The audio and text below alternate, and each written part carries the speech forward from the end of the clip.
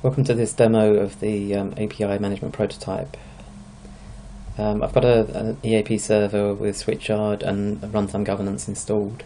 The only relevance here is that we're going to be using the runtime governance REST services as the target services for the API management gateway.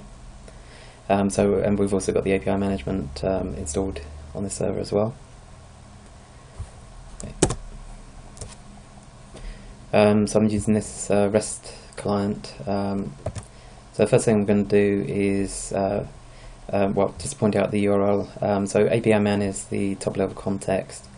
There's two REST services used for administration. There's a manager one, which would be used by the organization that's hosting the services or providing access to the services to manage the services and the policies and the plans from that perspective.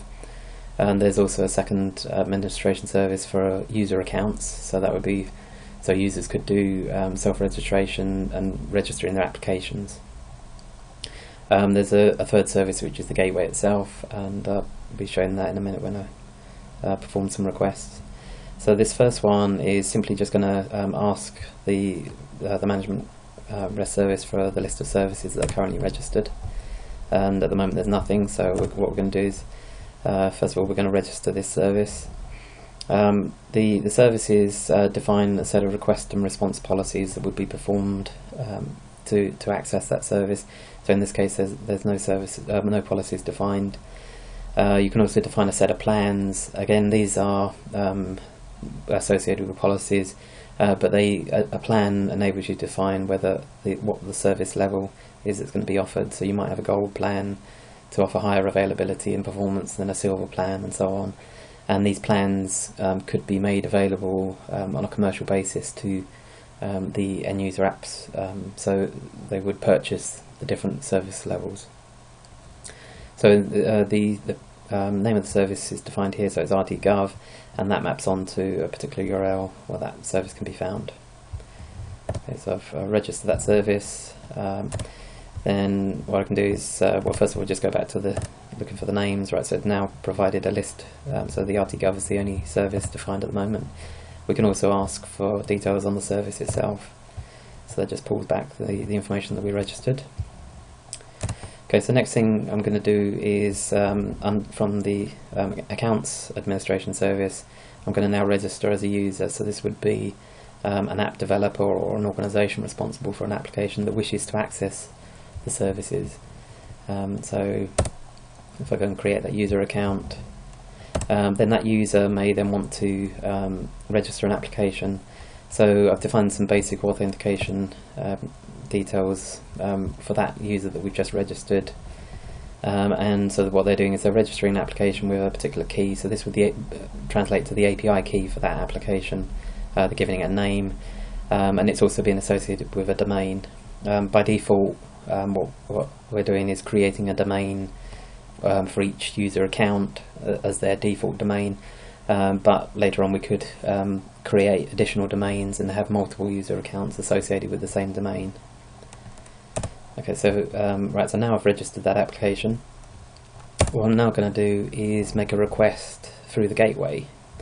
So this is the URL for the gateway. The next part of the URL defines the service that we're interested in, and then the remaining part of the URL is by default passed on to the target service. The query parameter for the API key here is the thing that identifies the app that's invoking that service. And again, we've got some basic authentication information. This is currently defining the user admin password overload, which is going to be passed through to the runtime governance service, REST service. So if I perform that, what we get back is a list of activity events. But currently the gateway is doing nothing apart from basically passing that request straight through. There's no policies been defined. It's doing no authentication itself. So now if we go back to the account service, and this time we update the app, but this time, so the ID is the same, 1234. The only difference is we're adding a policy that's going to be applied to the requests, and this policy is the basic authentication policy. Right, so that's updated. Now if we go back to doing the same request again, we find it's been blocked. The reason being is that the API management gateway doesn't yet know about any users. So here we find the message here. So unknown app user admin. At the moment this error is being presented as a HTML page. We obviously need to think about what options we provide for returning these kind of errors. Okay, so next step is what we want to do is create some users now associated with that domain, so that these can then be used by the basic authentication policy. So we're going to define the admin user for the RTGov REST service. So it's admin password overlord, and it's going to be part of this this default domain that we've got set up for the admin account. Right. So now that we've created this app user account, we again can now call that REST service, but this time the gateway's actually done some basic authentication. But the username and password is still being passed on to the backend service. We could maybe provide some configuration in the gateway to define whether the details should be passed through or not. Okay, so currently what we've defined is the backend service, so RTGov, and an app, but we haven't actually established any relationship between that app and that service. So the only reason that the app is able to use that service is because that service hasn't defined any plans. If you remember the configuration for the service.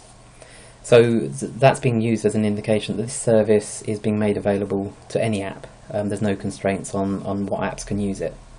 But if we have a service where we want to add a constraint so that an app can only use a particular service if they've paid to have access to it, and we may want to define different service levels, so a gold plan or a silver plan that defines what the quality of service that app would get when they're using that service, then we need to create this concept of a plan. Plans also can have policies of their own.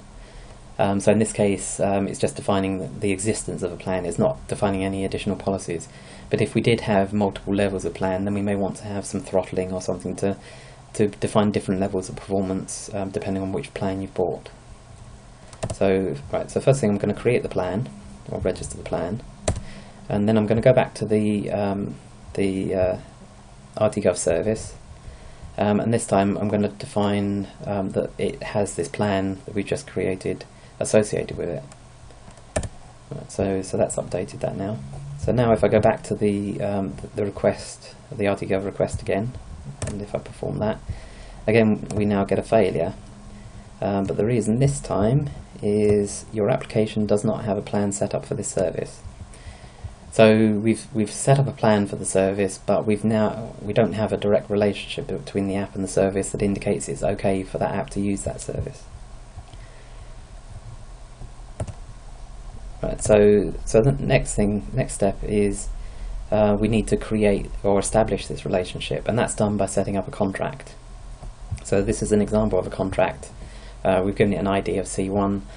So we're saying this contract is between this application, so app ID 1234, and this service RTGov.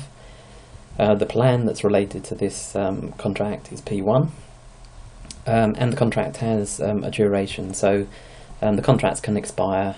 So if somebody only pays for a year, after that year's up, it would just expire. So so we register the contract now. So again, if we go back to to perform the request, and again it works. So the difference being from last time is that a plan was set up with the service, so now the app has to be explicitly associated with that service and with one of the plans that are defined for that service. Okay, and final step, just to show adding a different type of policy. So initially when we set up the plan, P1, it didn't have any policies. So what we'll do is we'll do an update. So using the manager admin service, we're going to do a plan update, And this time we're going to add an IP whitelisting policy and define a single IP address.